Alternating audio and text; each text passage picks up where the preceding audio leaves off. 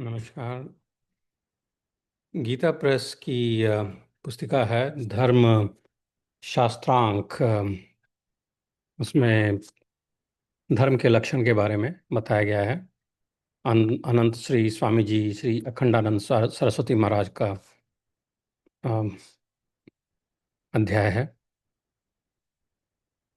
तो बताया गया है कि किसी भी वस्तु की सिद्धि के लिए लक्षण और प्रमाण, इन दोनों की आवश्यकता होती है। प्रमाण प्रमाता में रहकर वस्तु की पहचान कराता है और लक्षण लक्ष्य वस्तु में रहकर औरों से उसे अलग दिखाता है। जैसे आंख रूप प्रमाण मनुष्य के पास रहता है और गाय का लक्षण गले में ललरी होना उसके शरीर में होता है।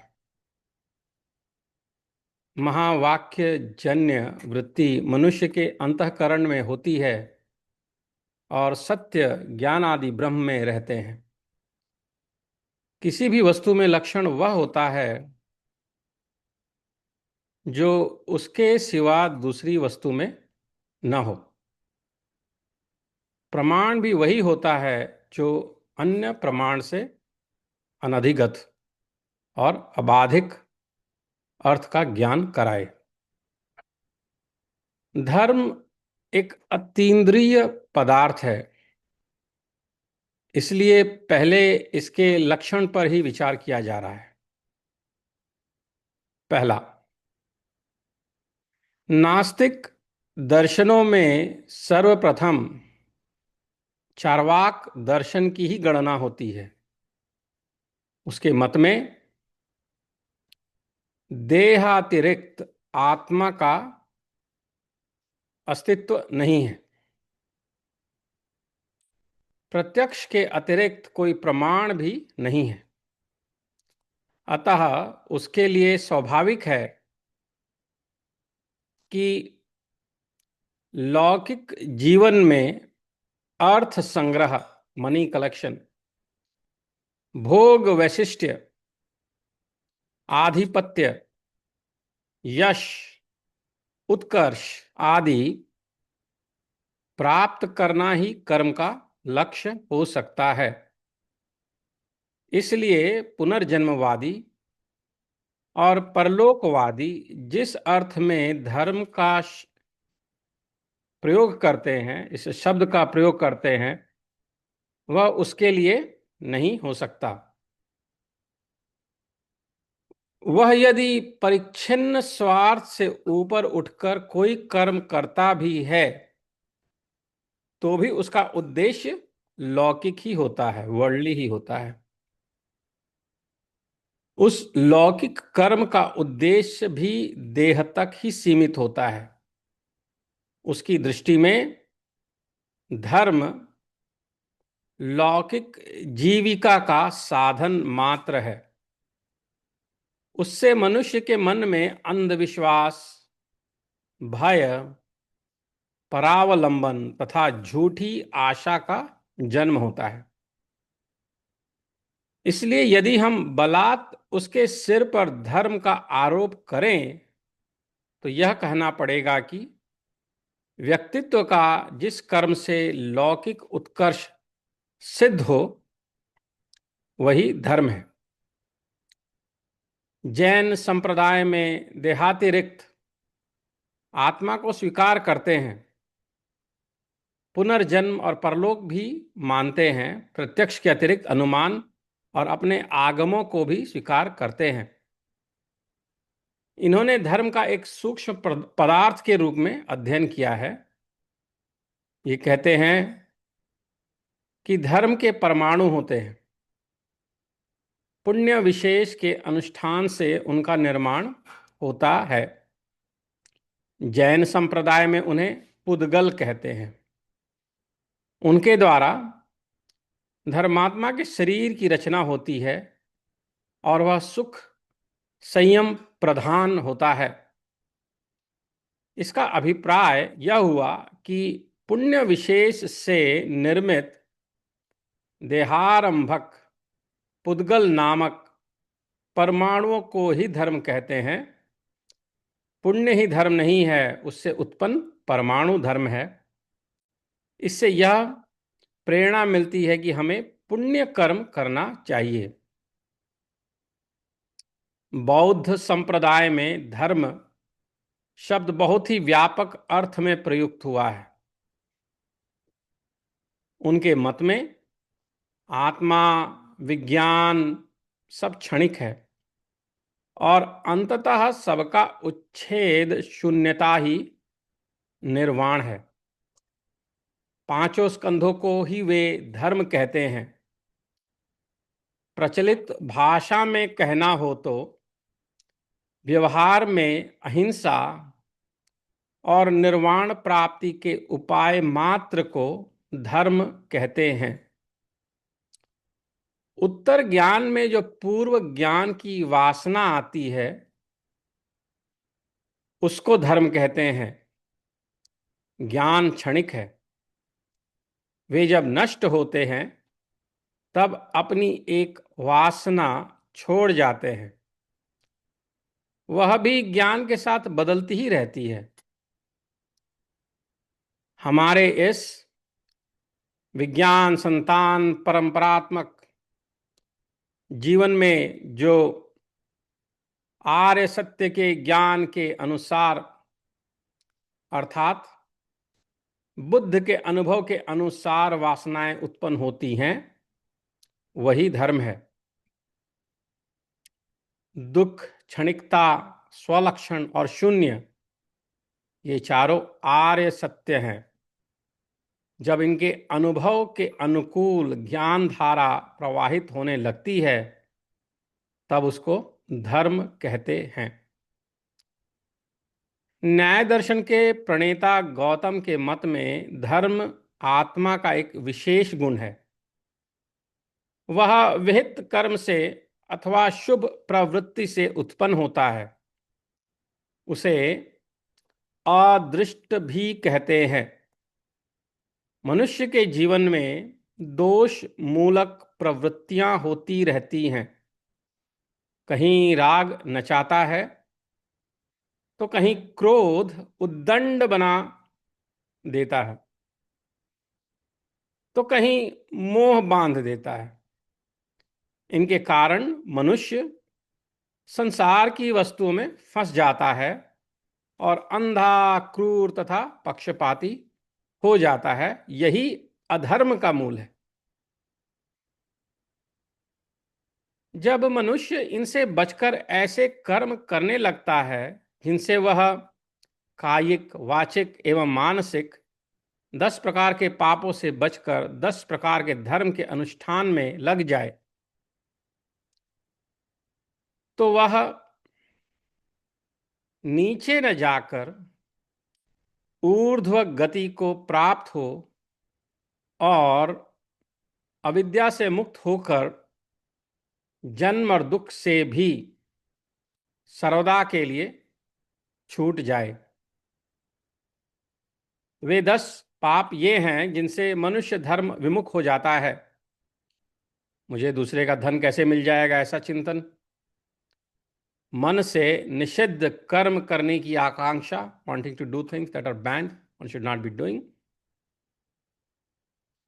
नरक, स्वर्ग, पुनर्जन्म, जीव ईश्वरों को कौन जानता है, यह देही सब कुछ है, ऐसा मान बैठना, कठोर बोलना, मिथ्या भाषण करना, दूसरे की निंदा करना, निष्प्रयोजन वार्ता करना, टॉकिंग विद नो रीजन, बिना दिए किसी की वस्तु को ले लेना, तन, मन और कर्म से किसी को दुख पहुंचाना एवं अनैतिक संबंध होना। इन 10 का परित्याग कर देने पर वृत्ति अंतर्मुख हो जाती है। वृत्ति का आत्म सामीप्य ही धर्म की उत्कृष्ट अवस्था है। तीसरा, वैशेषिक दर्शन के प्रणेता महर्षि कणाद का मत है कि जिस कर्म से मनुष्य इस लोक में अभ्युदय और अंत में निःश्रेयस प्राप्त कर लेता है, उसका नाम धर्म है। महर्षि ने ऐहलौकिक उन्नति को धर्म के साथ जोड़कर लोक का बहुत बड़ा कल्याण किया है। वस्तुतः धर्म केवल अगला जन्म सुधारने के लिए, स्वर्ग में पहुंचाने के लिए, ईश्वर की प्राप्ति के लिए अथवा अंतःकरण शुद्धि द्वारा ब्रह्मानुभूति उसके लिए उपयोगी हो, ऐसी बात नहीं है। धर्मात्मा पुरुष पर प्रजा का विश्वास बढ़ता है, इसलिए लोग उस पर विश्वास करते हैं और उसका आश्रय लेते हैं। लोके धर्मिष्ठम प्रजा उपसरपंती। व्यापारी जब लोगों का विश्वास पात्र होता है तब उसका व्यापार चलता है। जब लोग जान जाते हैं कि यह झूठा ठग बेईमान है, तब उससे व्यवहार करने में डरते हैं। इसका अर्थ हुआ कि धर्मात्माओं को अर्थ की प्राप्ति होती है। धर्मात्मा पुरुष संयम के द्वारा काम भोग को नियम में रखकर स्वयं अपने शरीर और मन को स्वस्थ रखता है, दीर्घ काल तक भोग भोगता है और दूसरों को हानि नहीं पहुंचाता। पदार्थों के धर्म की परीक्षा में प्रवृत्त होकर कणाद ने मनुष्य के धर्म की भी उत्कृष्ट रूपरेखा बता दी है। जैसे धर्म के बिना पदार्थ का पदार्थत्व ही नष्ट हो जाता है, इसी प्रकार धर्म के बिना मनुष्य का मनुष्यत्व ही नष्ट हो जाता है। धर्म से सब कुछ सिद्ध हो सकता है। चौथा, सांख्य प्रणेता कपिल ने सत्कर्मजन्य अंतःकरण की एक विशेष वृत्ति को धर्म माना है। यह बात है कि यह वस्तुतः असंग आत्मा अविवेक के कारण प्रकृति प्राकृत पदार्थों में अहम मम मतलब मैं मेरा करके बंधा हो गया है, बंध गया है। विवेक ख्याति के बिना यह त्रिगुणमयी प्रकृति के बंधन से मुक्त नहीं हो सकता। विवेक का उदय होता है सत्व गुण की स्थिति में। जिस शारीरिक, मानसिक अथवा बौद्धिक कर्म के द्वारा अंतःकरण में वैराग्य, शांति का आदि का उदय हो और विवेक का प्रकाश हो, उसी को धर्म कहते हैं। थोड़े शब्दों में यह कह सकते हैं कि प्रकृति के विकार विलास से अनासक्त करके पुरुष को अपने स्वरूप बोध के अनुकूल अंतःकरण को निर्मित करने वाला कर्म ही धर्म है। योगाचार्य पतंजलि के मत में, ये पांचवा है, उनके मत में वृत्ति को क्लेशानुवेध से बचाकर समाधिक उपयुक्त बनाने और पुरुष को निरोधोन्मुख करके स्वरूप पवस्थित करने में सहायक जो कर्म है उसे धर्म कहते हैं। योग दर्शन मत में मन ही बंधन और मोक्ष का कारण है। सब वृत्तियों का यही आधार है। सब कर्मों के संस्कार भी अंतःकरण में ही संचित होते हैं।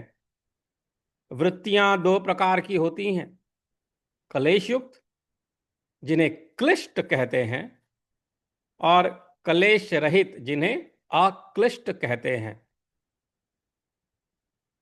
क्लेश 5 प्रकार के होते हैं: अविद्या, अस्मिता, राग, द्वेष और अभिनिवेश।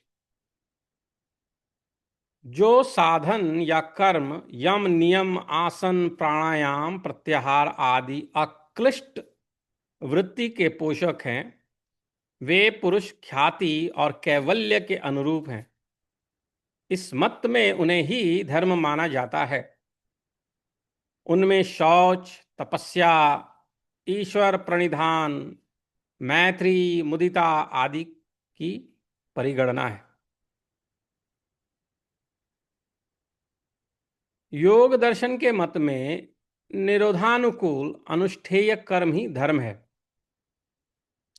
छठा, पूर्व मीमांसा के प्रणेता जैमिनी के मत में धर्म उसे कहते हैं जिसे वेद ने हमारे कल्याण के साधन के रूप में वर्णित किया है। वह है याग आदि रूप क्रियाकलाप। वेद में यज्ञ यागादि को ही धर्म कहा गया है। अन्यत्र भी अनुष्ठेय रूप में धर्म का वर्णन मिलता है।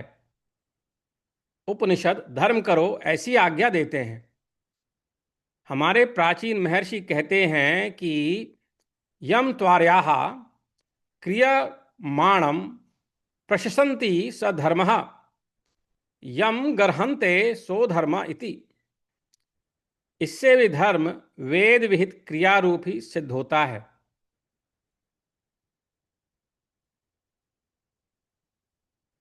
कुमारिल भट्ट ने विभिन्न आचार्यों के द्वारा परिभाषित धर्म का उल्लेख करके उनका खंडन भी किया है। तो कुमारिल भट्ट ने किस प्रकार खंडन किया है? तो इस प्रकार खंडन किया है। अंतःकरण वृत्त्यादौ वासनायां च चेतसः पुद्गलेषु च पुण्येषु ऋगुणे पूर्वजन्मनि।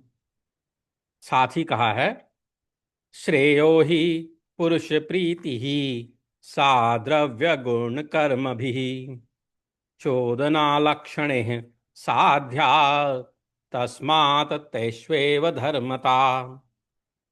पूर्व मीमांसा के एक देशियों का मत है कि याग आदि के अनुष्ठान से जो अपूर्व की उत्पत्ति होती है उसको धर्म कहते हैं, क्योंकि कर्मानुष्ठान और फल प्राप्ति के बीच में जो व्यवधान होता है उसमें अपूर्व के रूप में विद्यमान धर्म ही फल उत्पन्न करता है। सातवां, वेदांत दर्शन के प्रणेता व्यास, उनका मत है अंतःकरण की शुद्धि के साधक कर्म को ही धर्म कहते हैं।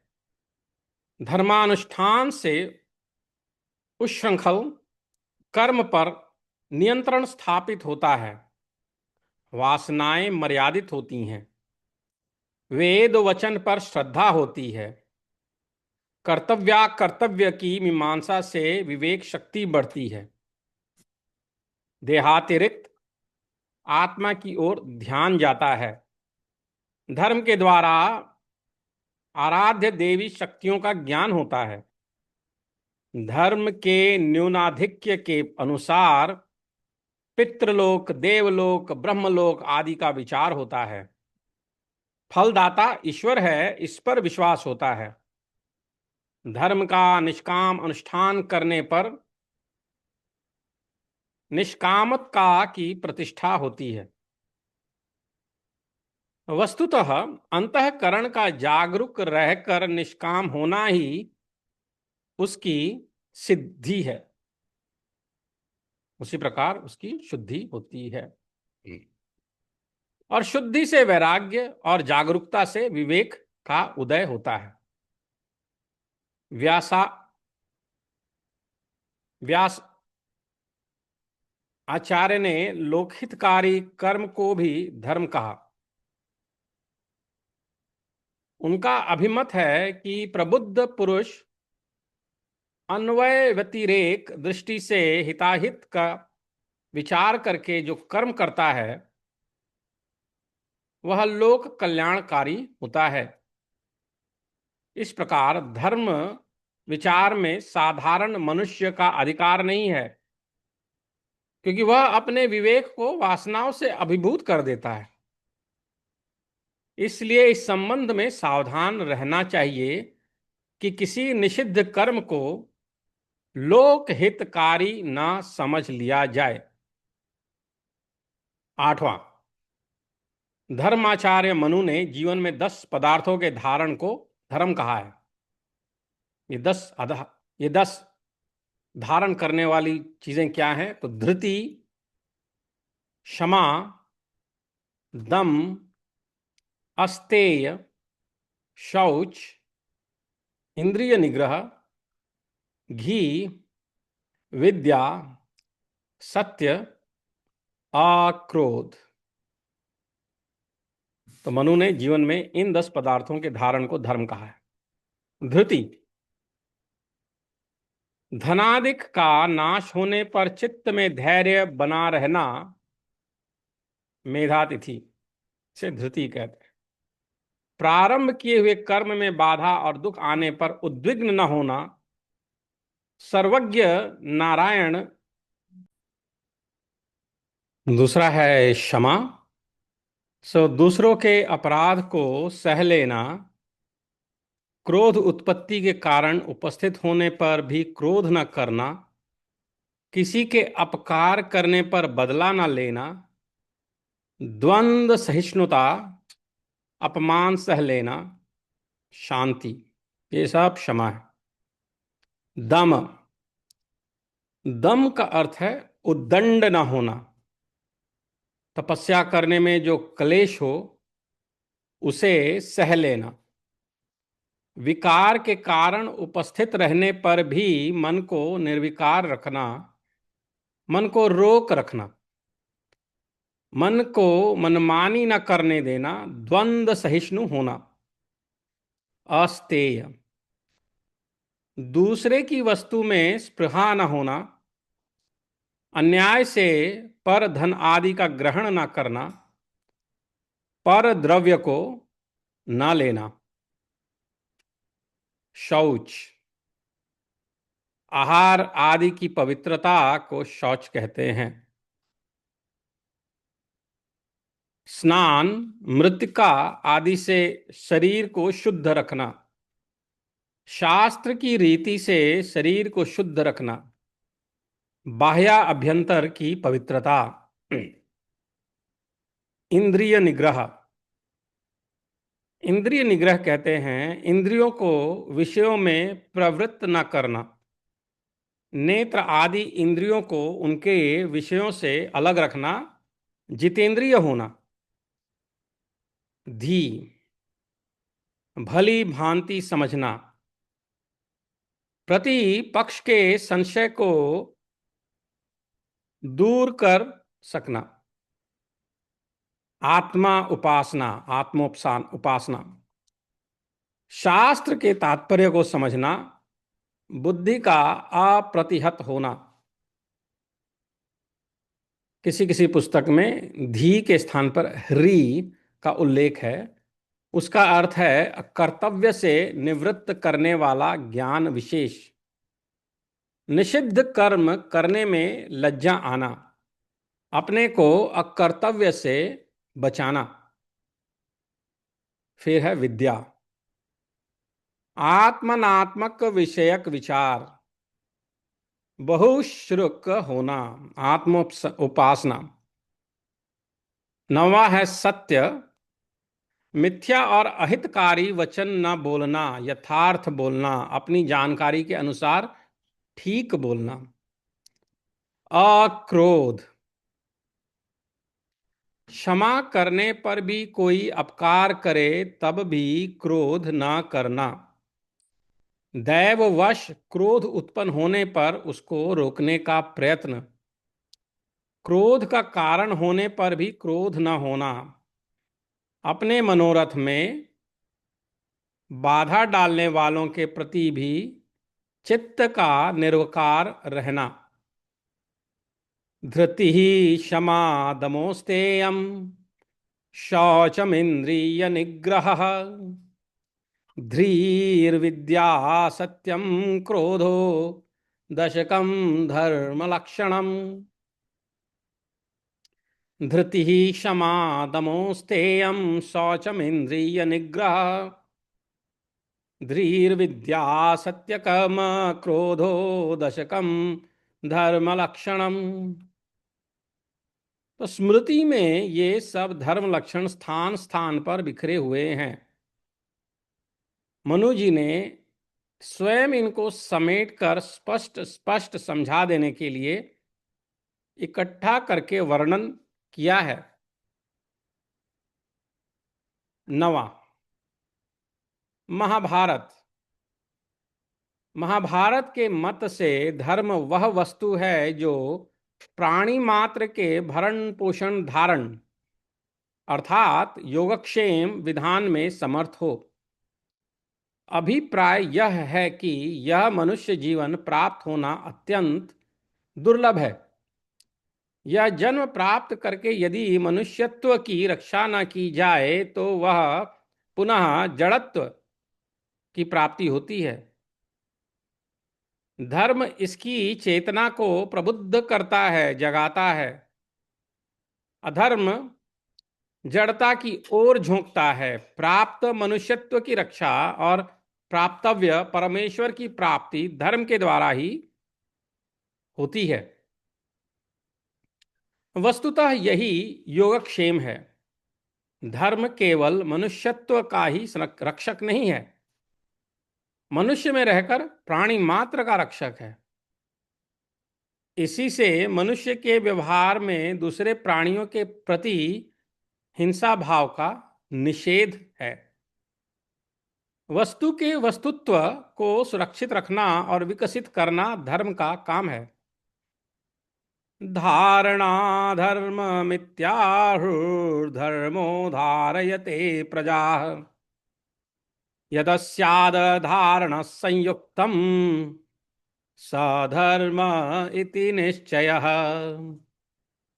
धारणा धर्म मित्याहुर्धर्मो धारयते प्रजा यदस्याद धारण संयुक्तम सधर्म इति निश्चयः। फिर 10वां मत।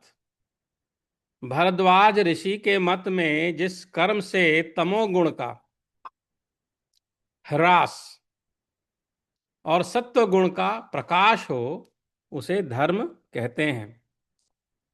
उनके मत में त्रिगुण के द्वारा ही समग्र सृष्टि की व्याख्या की गई है। तम और सत्व के बीच में रजोगुण पड़ता है। यही ज्ञान को वासना से रंगता है और तमोगुण को बढ़ाकर आलस्य, निद्रा, प्रमाद आदि के द्वारा उसे ढक देता है। फिर तो मनुष्य जड़वत मूढ़ हो जाता है अथवा जड़ अवस्था में चला जाता है। परंतु रजोगुणी कर्म यदि शास्त्रीय अथवा महापुरुषयोक्त प्रक्रिया से किया जाए तो वही मूढ़ता से मुक्त करके ज्ञान का वासनोपराग मिटा देता है और उसे शुद्ध कर देता है। सत्व गुण की वृद्धि के 2 लक्षण हैं, प्रकाश और अनासक्ति।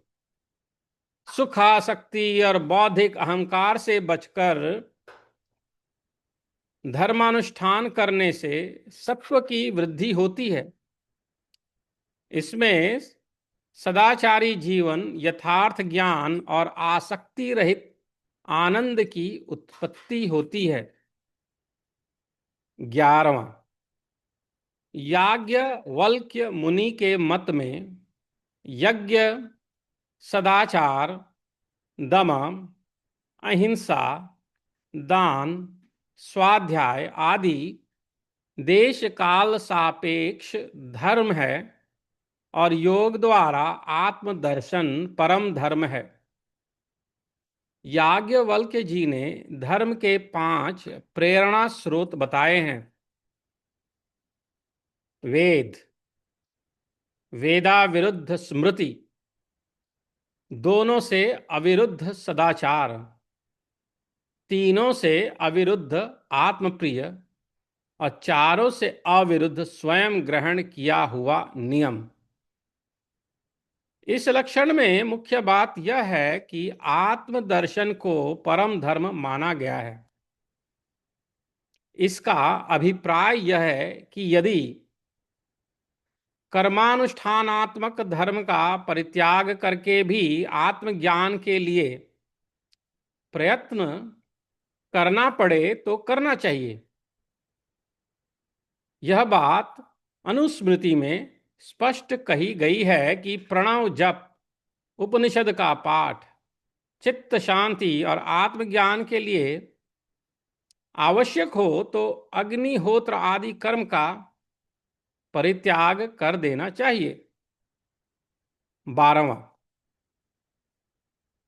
इतिहासविद आचार्यों का अभिमत है कि परंपरागत ट्रेडिशनल सदाचार ही धर्म का श्रेष्ठ लक्षण है। इसका अभिप्राय यह है कि काल क्रम से परिस्थितियां बदलती रहती हैं।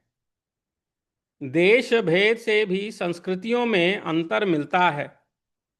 भिन्न भिन्न जाति और संप्रदाय के लोगों से भी संसर्ग होता है।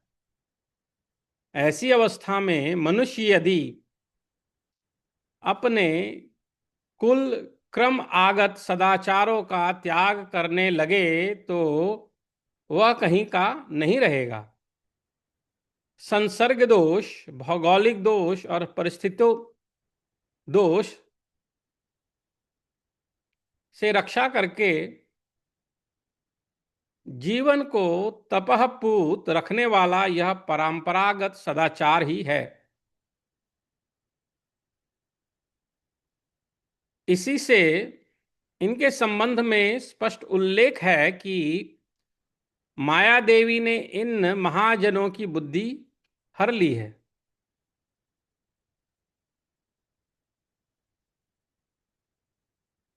ये मधु पुष्पिता त्रयी के मीठे मीठे वचनों में फंस गए हैं, जड़ीकृत हो गए हैं। इन्हें बड़े बड़े कर्म ही पसंद आते हैं। इसका अर्थ है कि भगवत प्रोक्त और भगवत प्रापक उपाय, नामोच्चारण आदि अत्यंत सुगम एवं सार्वजनिक धर्म है। इसका जैसे ईश्वर के साथ संबंध जोड़ने वाला दूसरा कोई धर्म नहीं है। भागवत के प्रथम स्कंद के अनुसार उसके दूसरे अध्याय में जो निरूपण किया गया है कि जिससे भगवान में अहैतुक और अप्रतिहत भक्ति हो, अहैतुक और अप्रतिहत भक्ति हो, तो उसको परम धर्म कहते हैं। जिससे भगवत कथा में रति हो वही धर्मानुष्ठान है, शेष श्रम है। धर्म का मुख्य फल अपवर्ग है, धन नहीं। भली भांति अनुष्ठित धर्म का फल हरितोषण है। धर्म का परम तात्पर्य भगवान में ही है। इसी से आप समझ सकते हैं कि भागवत में धर्म का क्या स्वरूप स्वीकार किया गया है। 16वां,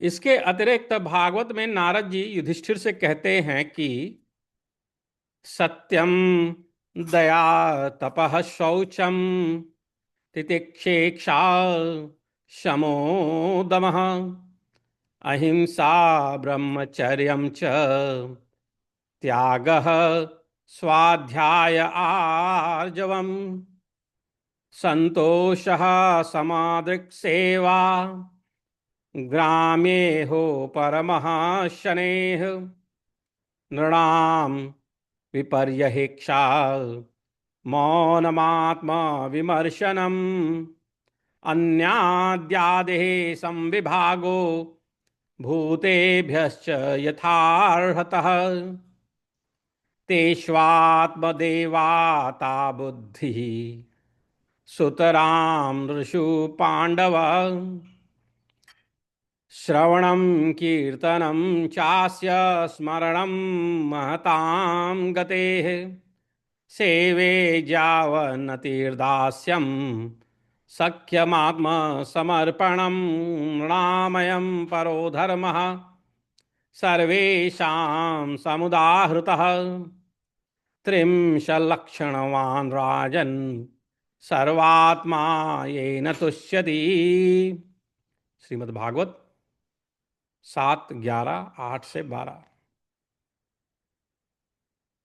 सत्य, दया, तपस्या, शौच, तितिक्षा, उचय अच्युत उचित अनुचित का विचार, मन का संयम, इंद्रियों का संयम, अहिंसा, ब्रह्मचर्य, त्याग, स्वाध्याय, सरलता, संतोष, समदर्शी, महात्माओं की सेवा, धीरे धीरे सांसारिक भोगों की चेष्टा से निवृत्ति, मनुष्य के अभिमान पूर्ण प्रयत्नों के परिणाम की विपरीतता को देखना, मौन, आत्मचिंतन, प्राणियों को अन्न आदि का यथा योग्य विभाजन, उनमें और विशेष करके मनुष्यों में अपने आत्मा तथा इष्ट देव का भाव, संतों के परम आश्रय भगवान श्री कृष्ण के नाम, गुण लीला आदि का श्रवण, कीर्तन, स्मरण, उनकी सेवा, पूजा और नमस्कार, उनके प्रति दास्य, सख्य और आत्मसमर्पण, यह 30 प्रकार का आचरण सभी मनुष्यों का परम धर्म है। इसके पालन से सर्वात्मा भगवान प्रसन्न होते हैं।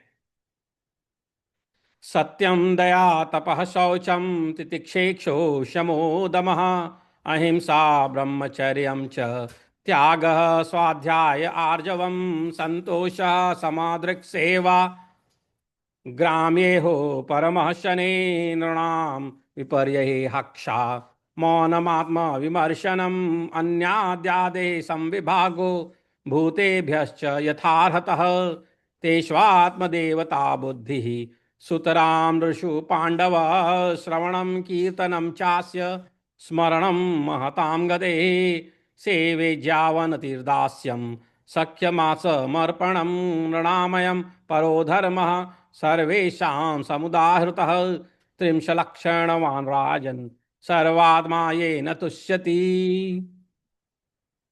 इन सब लक्षणों के प्रकाश में आप धर्म पर विचार कीजिए।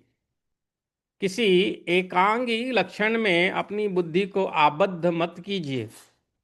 आप देखेंगे कि ये लक्षण इतने उदार, उदात्त एवं व्यापक हैं कि इसमें संपूर्ण विश्व के सार्वकालिक, सार्वदेशिक एवं अखिल सांप्रदायिक मत मजहबों का सन्निवेश होता है।